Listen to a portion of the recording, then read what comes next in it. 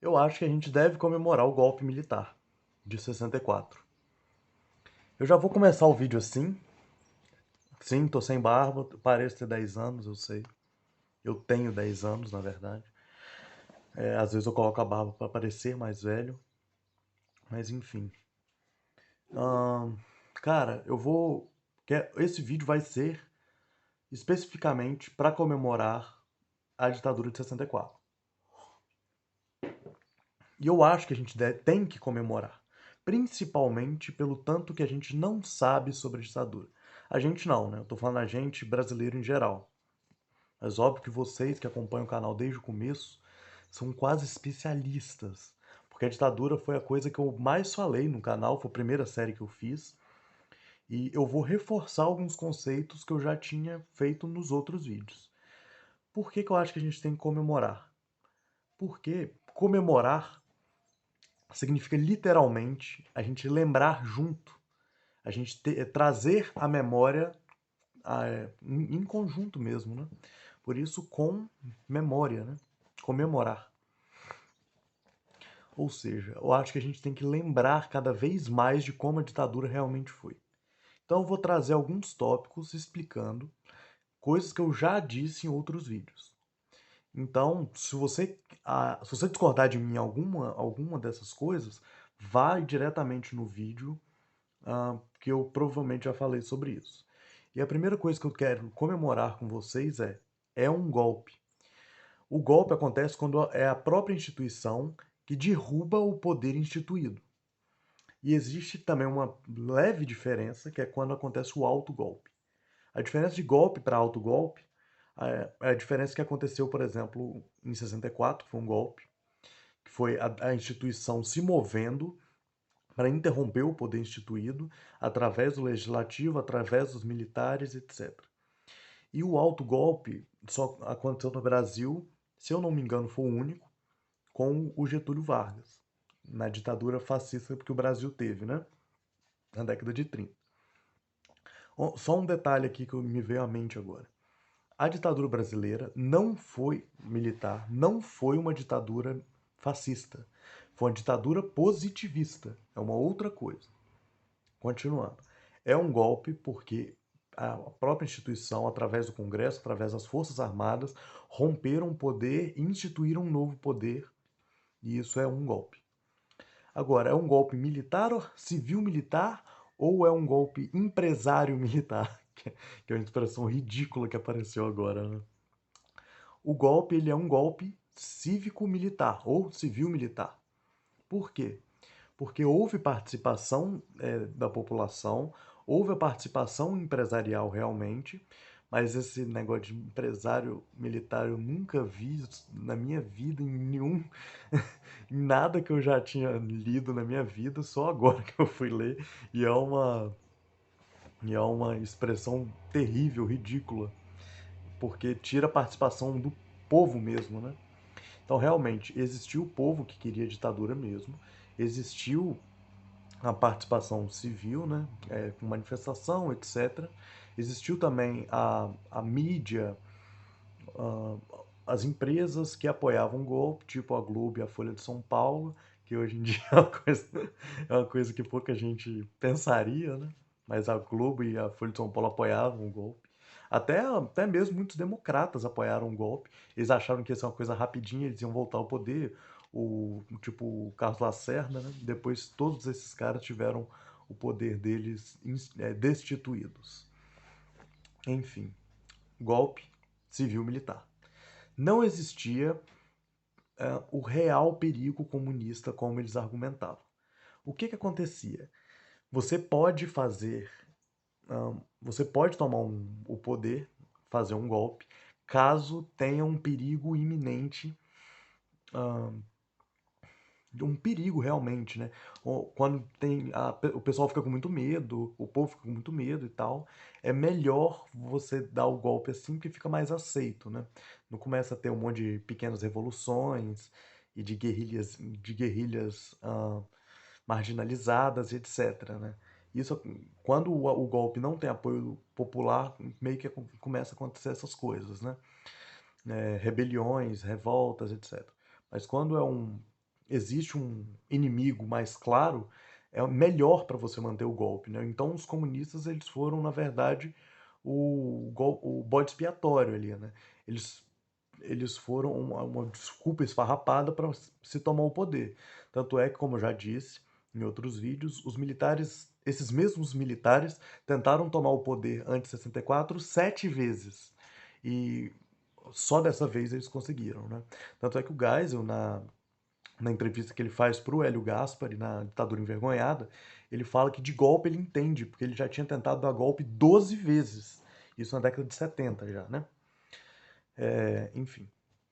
Então, não existia a questão dos comunistas terem realmente perigo, porque o que aconteceu foi o seguinte. Pensa na guerrilha do Araguaia. A guerrilha do Araguaia tinha menos de 100 carabinas. Menos. Era, e a maior, e era a melhor arma que eles tinham. Então, se eu te falar que 100 pessoas armadas vão tomar o poder no Brasil, não parece um pouco ridículo? Parece ridículo porque é. E a guerrilha do Araguaia foi a maior guerrilha que o Brasil já teve comunista na história. Maior que a Coluna Prestes. A Coluna Prestes tinha 33 armas. E era um revólver. Enfim. Então, assim, a questão do perigo dos comunistas é uma ilusão, é uma mentira que contaram para ter mais apoio popular, e para o golpe se manter. Enfim. A igreja se manteve do lado da ditadura, outra coisa que a gente tem que comemorar. Isso é verdade.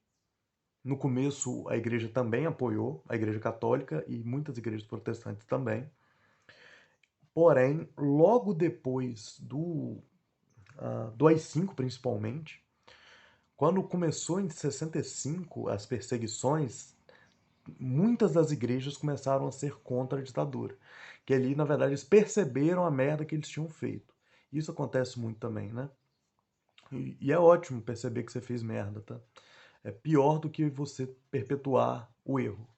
Você tentar corrigir ele. Mas é melhor ainda você conhecer a história, você comemorar, para que você não repita o erro que outras pessoas já fizeram. E é por isso que a gente comemora as coisas. Então a igreja foi a favor dessa ditadura, logo depois, principalmente pelas questões das torturas, ah, teve diretamente o governo falando que as igrejas católicas não podiam celebrar certos tipos de missa, ou seja, então houve uma censura religiosa, que no Brasil é uma coisa absurda, né? No mundo todo deveria ser, mas no Brasil, que é um país católico e cristão, né, em sua maioria, mas principalmente em sua fundação, é um absurdo isso, né? Mas enfim, só para comemorar mesmo essa questão religiosa aí, né, em relação à igreja e ditadura. E a última coisa que eu queria comemorar com vocês é a relação golpista dentro dos próprios militares. E porque os militares, eles não se resumem ao pessoal que deu o golpe de Estado. Porque existia muita gente que, por exemplo, o Brizola, ele falou com o Exército do Sul, Terceiro Exército, se eu não me engano, eles estavam prontos para defender a democracia, mas, mas não acharam que seria uma boa ter uma guerra civil no Brasil. Enfim, ou seja, não existiam. Tanto é que muitos militares foram destituídos no período da ditadura, tá?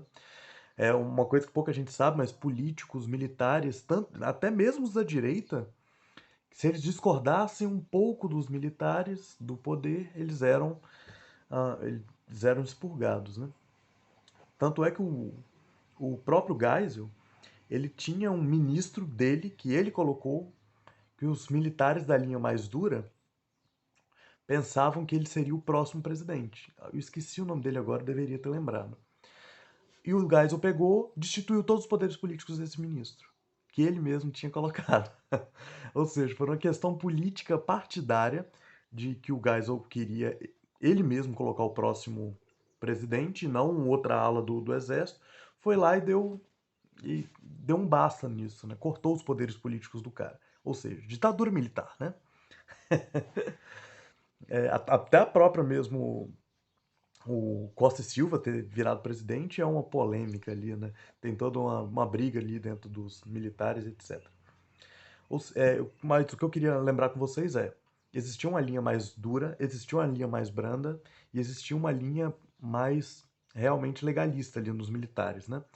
Esses últimos que saíram no final como vencedores, né? Que entregaram a democracia de novo, depois do Figueiredo e tal. Mas assim, o que a gente precisa lembrar é que a parte mais dura, que é representado pelo Médici, né?